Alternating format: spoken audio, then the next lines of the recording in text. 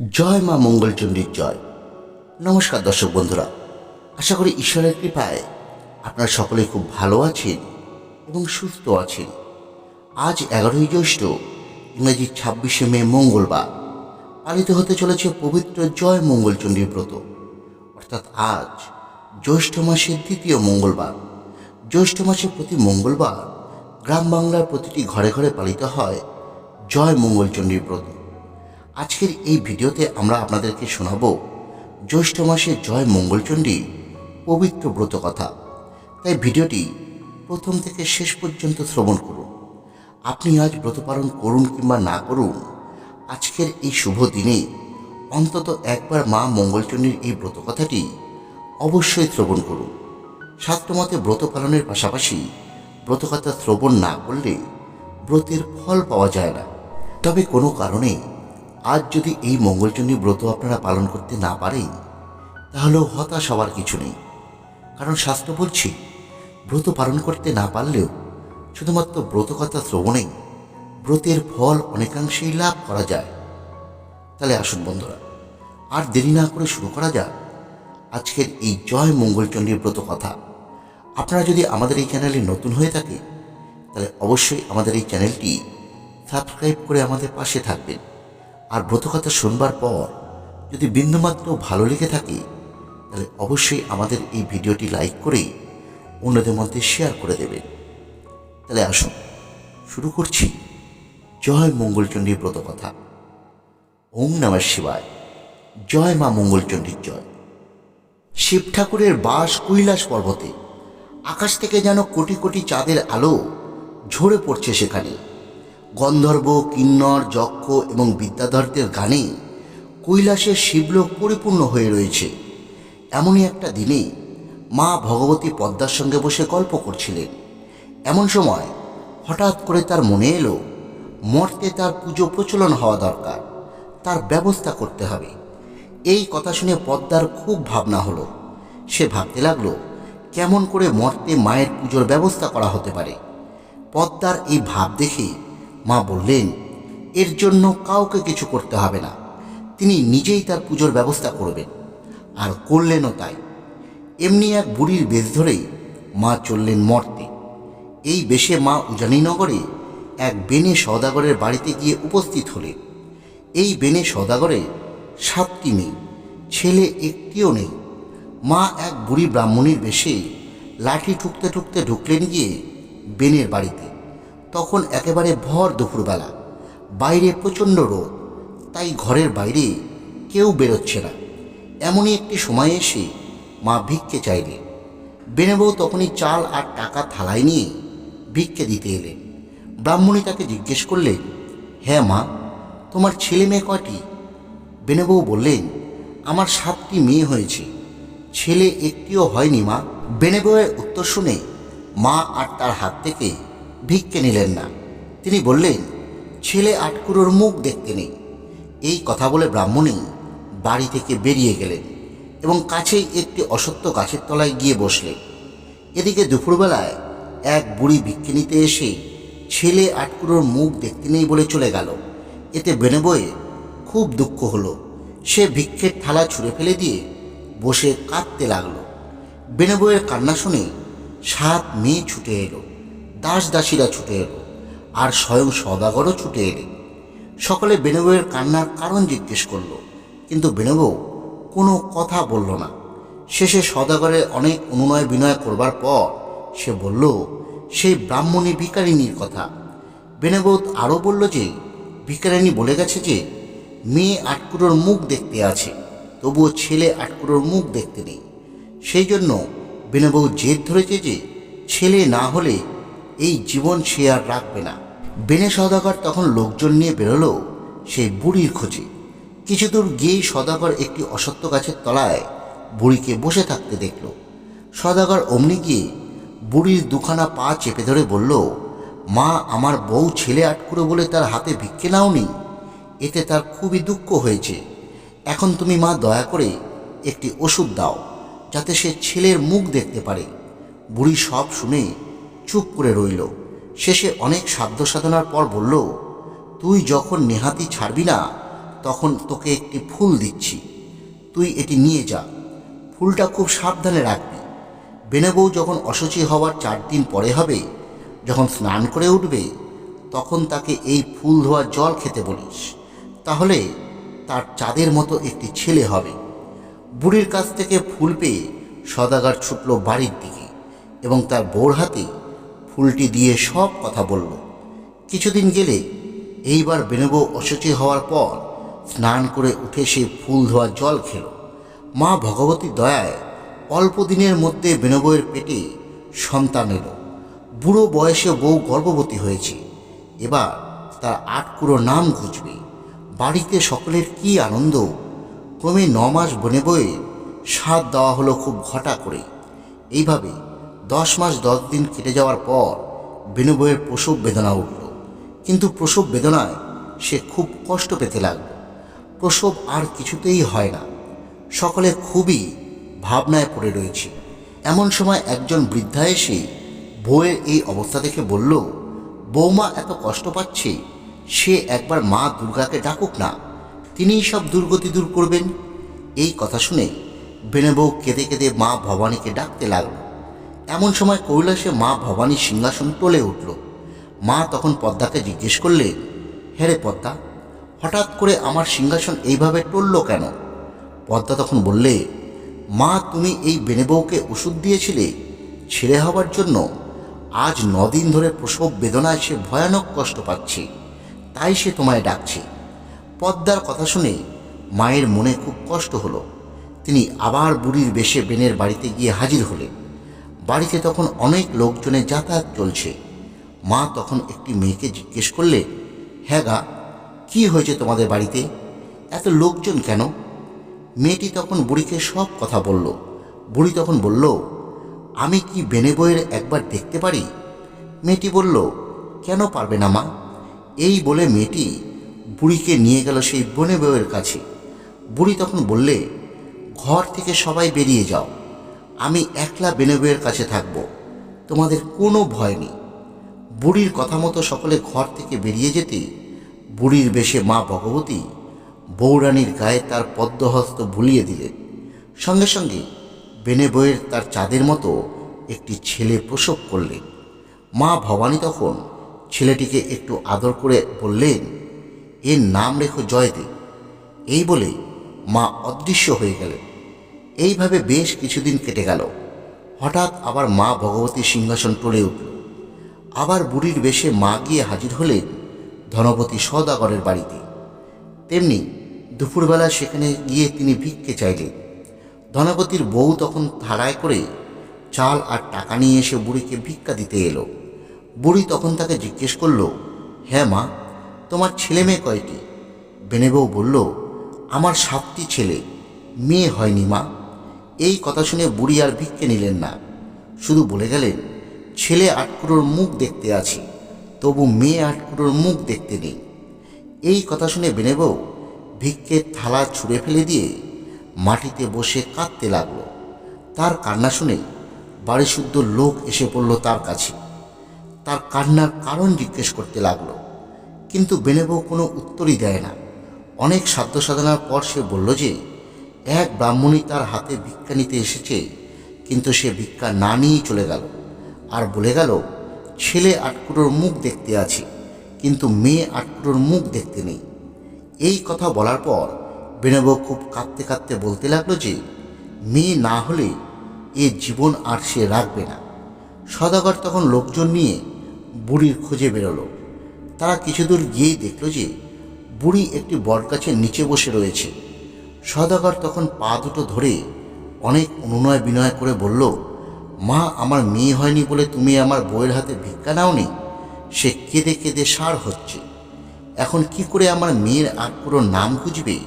দয়া করে তুমি তার ব্যবস্থা করে দাও মা। সওদাগরের কথা শুনে মায়ের দয়া হলো। তখন তিনি তার ঝুলির ভেতর থেকে একটি ফুল বের করে সওদাগরের হাতে দিলেন আর বললেন, এটা তুই নিয়ে যা, খুব যত্ন করে রাখিস। তোর বউ অশুচি হওয়ার 4 দিন পরে শুচি হলে এই ফুলটা ধুয়ে জল খেতে বলিস, তাহলেই ফুলের মতো মেয়ে হবে তোর। এর কিছুদিন পরেই বেনে বউ গর্ভবতী হলেন।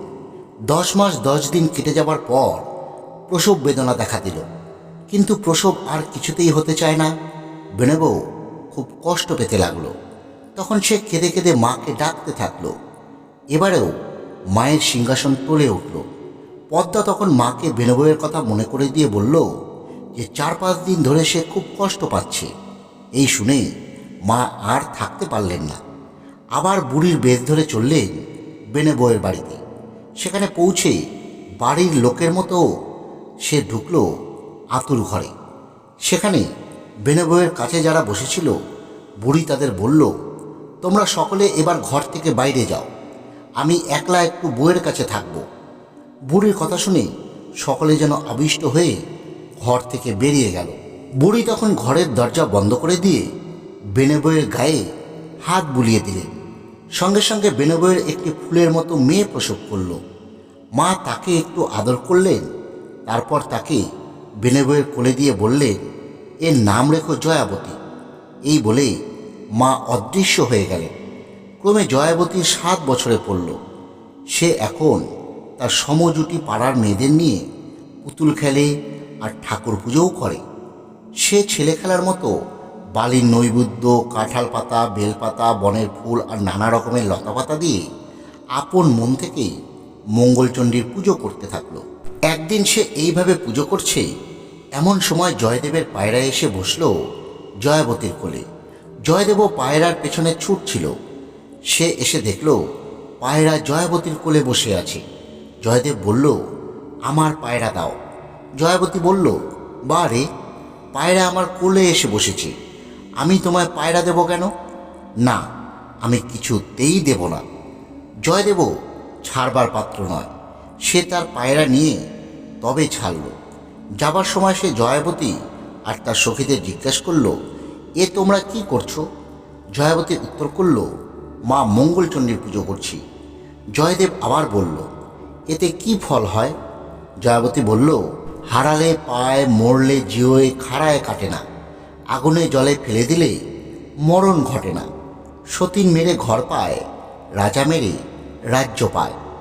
এই কথাগুলো শোনার পর জয়দেব বাড়িতে ফিরে এসে গোসা করে ঘরে শুয়ে থাকল। কারোর সঙ্গেই কোনো কথা সে বলছে না। বাড়িশুদ্ধ সকালে একেবারে অস্থির। সকলে কত জিজ্ঞেস করল যে কিসের জন্য তার রাগ হয়েছে, কিন্তু সে কোনো উত্তরই দিল না।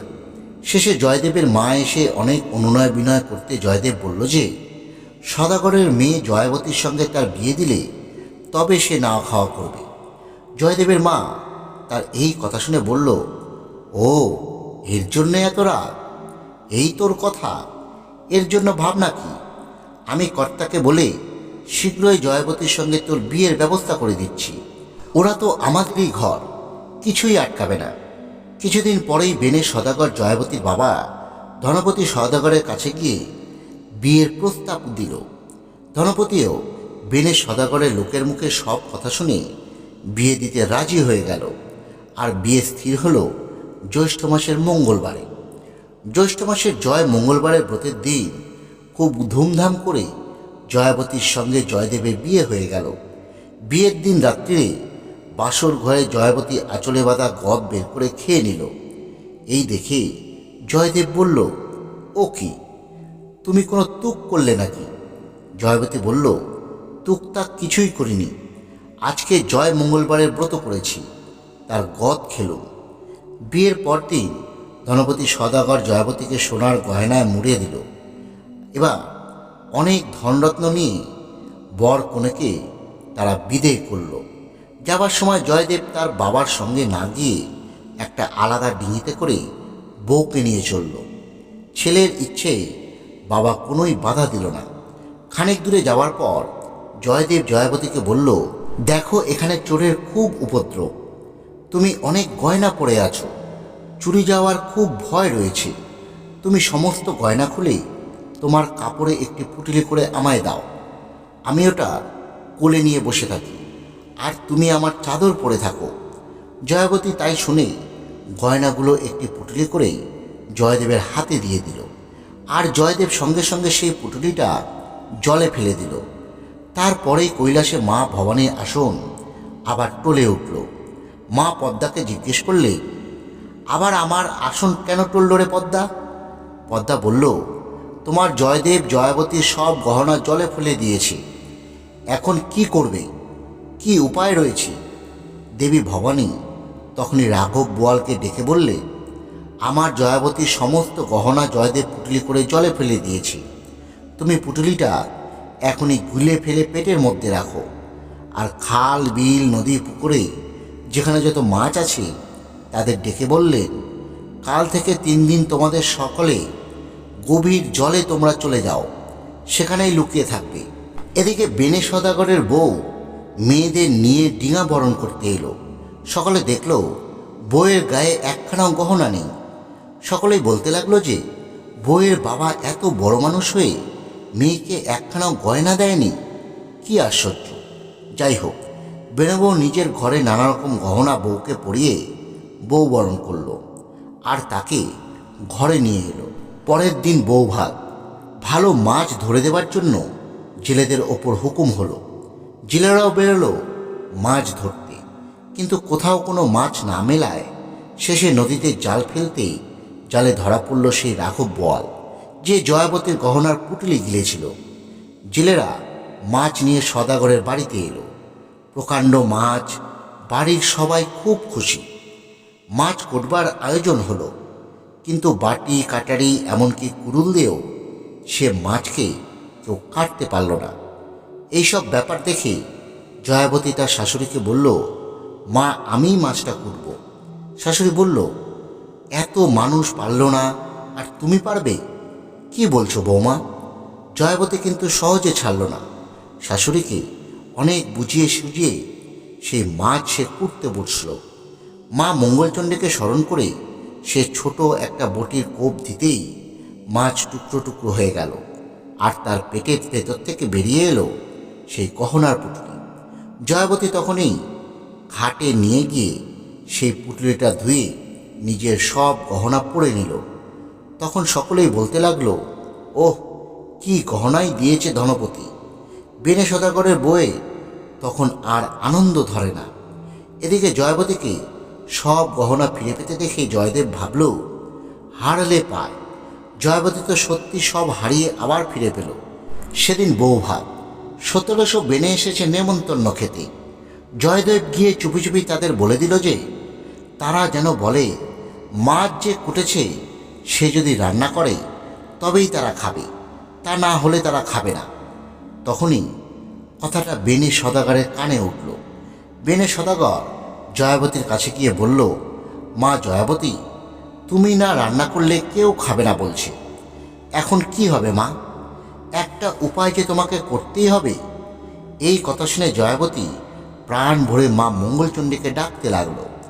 জয়াবতীর কাতর প্রার্থনা শুনে আবার কৈলাসে মা ভবানীর আসন টলে উঠল।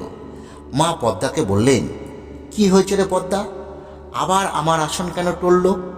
পদ্মা বলল, তোমার ব্রতদাসী জয়াবতী বিপদে পড়ে তোমাকে ডাকছে মা। আজ বৌভাত 1700 বেনে এসেছে নেমন্তন্ন খেতে, তারা বলছে জয়াবতী না রান্না করলে কেউ খাবে না। তখন মা ভবানী এক শ্বেত মাছির রূপ ধরে উড়ে জয়াবতীর কাছে গিয়ে উপস্থিত হলো।